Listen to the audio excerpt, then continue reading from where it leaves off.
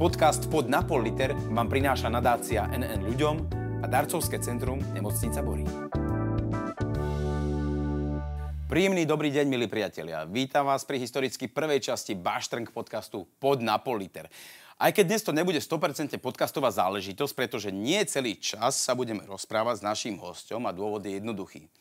Cieľom tohto podcastu je pritiahnuť k darovaniu krvi aj ľudí, ktorí ju ešte nedarovali. Z rôznych dôvodov, zdravotných, vekových a možno aj preto, že mali strach, mali obavy, mali nejasnosti, pochybnosti, možno si až v hlave vypestovali nejakú desnú víziu toho, čo obnáša darovať krv v darcovskom centre, aké je to bolestivé, aké je to nepríjemné, ako by boli šokovaní, keby sa tu ocitli.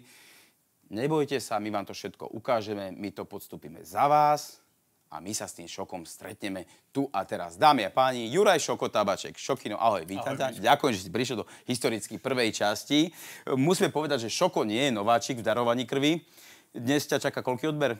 Tak poďme na obrovské čísla. 6. Pozor, 6 v živote. Nie je to, že dnes 6, že nevieme to natočiť na prvýkrát, takže dnes 6 akože klapka a už daroval 3 litre. Nie. Čiže 6 odber. Možno si niekto povie, Ježišmaria, je tam toho, však aj viac darovali. Áno. Máme aj na Slovensku, chvála Bohu, ľudí, ktorí darovali vyše 100-krát, sú nositelia kňazovického medaily, ale ako hovorí starý čínsky mudrc, aj tá najdlhšia cesta začína jedným krokom, aj ten najväčší strom vyrastá z malého stebielka. Šokinko, takže žilky ti hrajú, tešíme sa na to.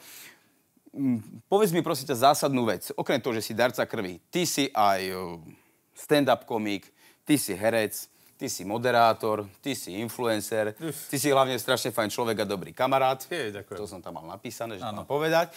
Ale kde je tvoj umelecký základ? Odkiaľ si k nám vyvzlínal? Ja si myslím, že môj umelecký základ môže byť Žilina. Hej, lebo... Žilina to máš, aby si daroval krv. Pozri, my sme nachystaní, všetko tu je akože. Výborné. Ty pusti Žilou, kamaráde. Dobre, Žilina a... Bábkové divadlo Žilina, ktoré sa ma ujalo potom, ako som neúspešne študoval herectvo v Banskej Bystrici a tam teda som dostal možnosť ochutnať dosky a skoro až herectvo.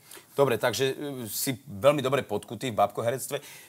Skús ešte povedať, lebo mnoho ľudí nielenže nedaroval krv, ale v živote neboli v bábkovom divadle. Aký je princíp bábkariny? Bábkové divadlo je v zásade vec, kedy dostaneš do ruky nejaký predmet, veľakrát je to až bábka, ktorú by si mal nejakým spôsobom oživiť a prostredníctvom tej bábky porozprávať príbeh. Šokino, a keďže si skúsený bábkoherec, ja by som ťa chcel poprosiť, či by sme si to trošku nevymenili, že nebudeš ten, ktorý bábku vodí, ale my teba povodíme ako bábku. A prostredníctvom teba by sme našim divákom, ktorí ešte nedarovali krv, ukázali celý proces od registrácie až po úspešný odber. Môžeme ťa na toto použiť? Nech sa páči. Ešte zásadná otázka v rámci odberu. Nie, ja darujem bezplatne. Tak, poďme na to. Po príchode do darcovského centra vás najprv čaká registrácia. Vypíšete svoje meno, adresu, rodné číslo, číslo občianskeho preukazu a tiež kontaktné údaje, mailovú adresu a telefónne číslo. Následne vyplníte dotazník týkajúci sa vášho zdravotného stavu. Tu pravdivo odpovedáte na otázky ohľadom vašich terajších či prechodených ochorení, operácií, ale taktiež cestovateľských či rodinných anamnéz. Nebojte sa, tento dotazník je prísne anonymný a jeho výsledky vidí len lekár, ktorý s vami bude konzultovať samotný odber. Potom nasleduje základné predodberové vyšetrenie, meranie krvného tlaku, pulzu a telesnej teploty. Keď toto všetko absolvujete, bude vám odobraná malá vzorka krvi. Na čo je to dobré? Táto vzorka krvi sa okamžite umiestni do mašiny, ktorá vyhodnotí váš základný krvný obraz. V akom stave máte biele krvinky, červené krvinky, doštičky a všetky ostatné parametre, ktoré musia byť v poriadku na to, aby ste mohli krv darovať. Ako náhle je niektorý z týchto parametrov mimo normu, nie ste pripustení k odberu, čo je dobrá vec, pretože neprídete o pol litra krvi a zároveň viete, že váš zdravotný stav nie je úplne ideálny a lekár vás vie smerovať k ďalším vyšetreniam. Celé to ide veľmi rýchlo, takže jediné, čo vás čaká pred odberom, je už len rozhovor s lekárom. Ten si pozrie váš vyplnený dotazník, hodnotí výsledky základného krvného obrazu a po krátkej konzultácii vás odporúča, alebo môže neodporúčať samotnému odberu krvi. Predodberová vzorka krvi nám poskytuje pohľad na základný krvný obraz. Ale aj pred samotným veľkým odberom sa berie vzorka krvi, ktorá následne ide do labákov, aby vylúčili iné možné skryté patológie.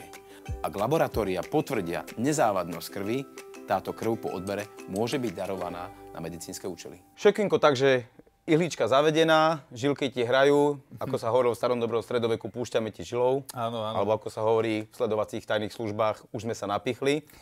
Aký to je pocit? Podel sa? Musím povedať, že samozrejme ten pocit toho vpichu je nepohodlný. Je to bolesť, ktorá trvá sekundu, 2 sekundy. No ale ak to môže pomôcť niekomu, kto trpí bolestiami týždne, tak si myslím, že to za to stojí. Určite. Čo ty a strach? Čo ty a bolesť? Myslím si, že bolesť sa mi vyskytuje často v živote. Pretože... Bojíš sa odberu alebo týchto vecí? Máš predtým vždy taký nejaký rešpekt alebo klepoticu? Ja by som sa, klamal by som, keby som povedal, že je to prírodzená vec, každý druhý deň vrhnem pol litra krvi, no to je hlúposť. A je tam istá obava a je tam nejaký pud seba záchovy. Ale obava z toho vpichu alebo z toho, čo ti zistia pri tom odbere? No to už sa vyrovnáva. Zo začiatku to bol vpich a teraz je to oveľa väčšia obava toho, čo mi zistia, a teda, že či mám krv v poriadku. No ale každopádne si na dobrej adrese, pretože ak si v poriadku, tak to bude tá vzorka bude v poriadku. Ak tam niečo je, no tak máš to podchytené a už o tom vieš. Čiže, milí priatelia, to je výhoda darovania krvi, že ste veľmi často kontrolovaní, váš zdravotný stav je monitorovaný a stojí to za to. Dobre, ale to nie je len strach z odberu, je to aj celoživotne, ak sa vysporiadávaš so strachom alebo s nejakými obavami. No tak je to proces, lebo... Z čoho máš strach? Strach, čo ja viem, no... Ja keď idem do lesa alebo niekam do prírody, kde je že noc a počuješ divné zvuky a praská to v diaľke, tak zistil som empirickým skúmaním, že vlastne veci, ktoré sa najviac bojím, je človek. Ďalší človek. Pretože si myslím, že zvieraťa sa až tak netreba báť. Ono väčšinou je u nás plaché. Ak by bolo chore, chce ma napadnúť, tak sa to stane tak či tak. Takže skôr sa bojím ľudí. Ty ako milovník prírody vlastne možno tam je niekde aj inšpirácia na tvoje stand-upy, ktoré boli slávne. Lezie svinia, Konrad Hood, ale rovnako legendárne aj tvoj scout. Áno, skautík. Ide o inšpiráciu vyslovene fantazínu alebo z vlastnej teda skúsenosti? Nie. Ja naozaj som absolvoval scouting, alebo teda bol som scout. Myslím si, že stále som, lebo to asi neprestaneš byť. Čiže nemusíš byť členom, ale ostáva to v srdiečku. Myslím si, že áno. Že to je štýl prístupu k ľuďom a samozrejme k prírode. No a ten scouting, ten ma naozaj postavil veľakrát pred rôzne strachy. Mali napríklad takú zaujímavú hru, ktorá je bežná, že ťa naložia na korbu auta, odvezú so zaviazanými očami niekam za mesto, no a ty sa máš vrátiť. Takže naozaj nevieš, ktorým smerom, nevieš nič, no a musíš použiť vedomosti, ktoré si buď zapamätal, alebo kamaráta. A toto si v akom veku absolvoval, prosím ťa pekne? Toto som mohol mať, myslím si, niečo ako vek môjho syna, čiže okolo 13 rokov. No a teda deti, vedieš svoje deti k takýmto aktivitám, alebo máš chalupu, chodíte do prírody, zakladáte ohňa a požiare po okresoch, áno, ale že teda či aj tvoje deti si z tohoto niečo odnesli? Ja sa snažím, aby to bolo nenútené, to znamená, že veľmi sa teším, ak príde otázka týmto smerom, vtedy sa snažím odpovedať, ak nie erudovane, tak aspoň pravdivo.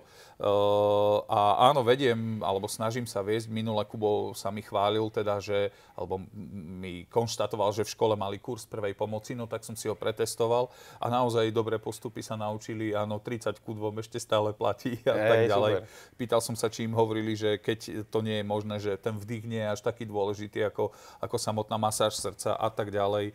Nejaké polohovanie, že či teda zisťuje prítomnosť dýchu, ako to robí. Celkom vedel odpovedať, bol som milo prekvapený. A samostatná orientácia v priestore, v tej prírode, alebo čo, zakladanie ohňa, alebo prístrežku, prežitie, toto tiež tvoje deti majú absolvované, hej, s tebou? Je to plus minus také ako pocitové, že my máme veľkú výhodu, že v momente, ako otvoríš dvere na chalupu, už si v zúrivej prírode, čiže tam si to tak testujú v takom ako bezpečnom prostredí. Je pravda, že úplne do lesa sme sa ešte nedostali na to, aby som ich tam nechal deň, že najeste sa šišiek a tak ďalej. No. Ale zažívajú akože oheň, studenú vodu, špinu. Všetko. Čiže ty ako pravý scout, srdcom aj dušou, skautingový zanietenec, mal si k dobrodružstvu blízko ako dieťa? Pozeral si také filmy, čítal si knížky, stopy, Verneovky? No, Verneovky všetky, samozrejme stopy a všetky záhady troch pátračov, a ja neviem, pán Tragáčik a čokoľvek, čo si predstavíte. Áno, to bola povinná četba. A vieš, že to vidno, že si miloval Žila Verna, lebo Žila Verna a tvoja verná žila nám darovala, politer máme za sebou, utieklo nám to a nevieme ako. Ja by som ešte teda, než nám ty zlezeš dole, sa chcel venovať chvíľočku aj tomu lezeniu hore. Jedným z tvojich koníčkov, pri ktorom bojuješ so strachom a s obavami, neistotami a chmúrnymi myšlienkami je aj lezenie, nielen po skalách, ale aj umelé steny. Áno, áno. Čo ti dáva toto, aký rozmer? No tak v prvom rade je to to, že sa všetky problémy zmrsknú do jedného a to je ten ďalší krok, ale myslím si, že nech to znie akokoľvek hlúpo, tak naozaj to lezenie dáva nadhľad. A nie nad tým, že teda vidím zvyššie a nižšie, ale vidím, aký sme pominuteľní a aké sú tie prírodné zákony oveľa silnejšie a dôležitejšie ako my. To je jedna vec. A druhá vec, čo musím povedať, že čím som starší, tak tým prichádza väčší strach z tých zvýšok. Keď som 4 hodiny niekde v stene, tak ti odíde už ten pocit toho, čo je zvislé a čo je vodorovné.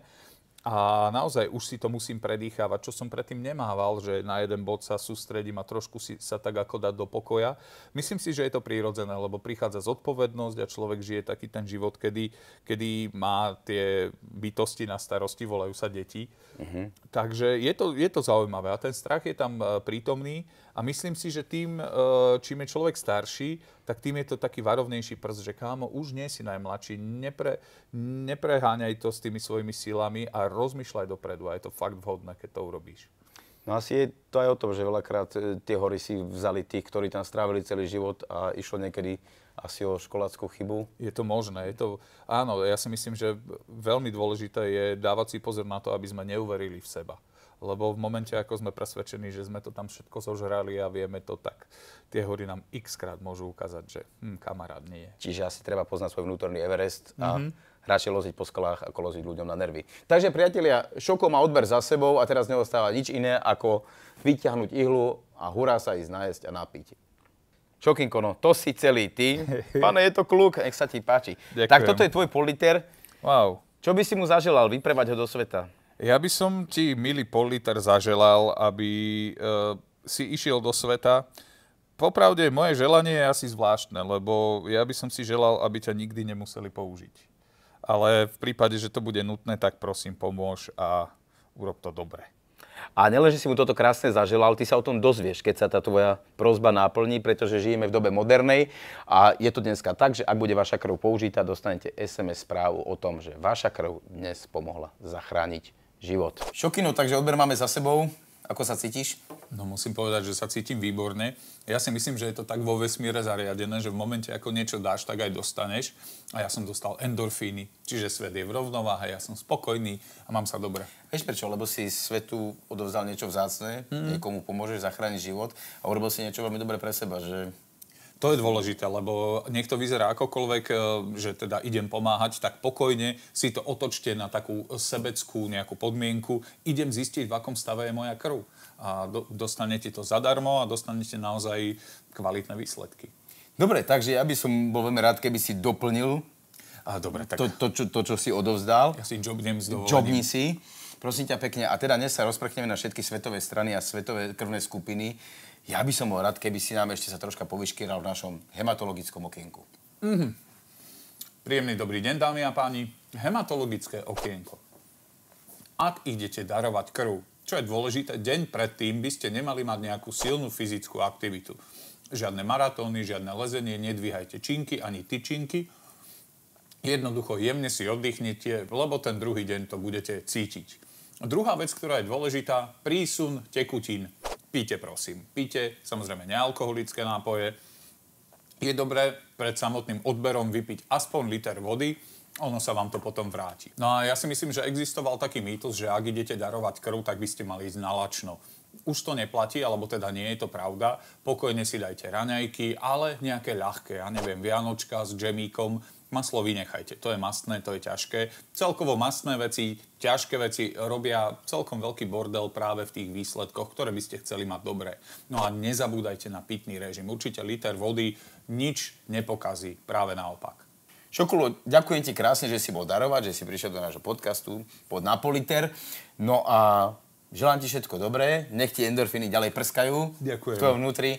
A ja sa veľmi teším, že máme takých krásnych a plnokrvných ľudí medzi nami.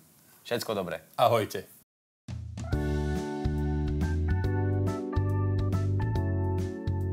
Podcast Pod na pol liter vám prináša nadácia NN ľuďom a darcovské centrum Nemocnica Bory.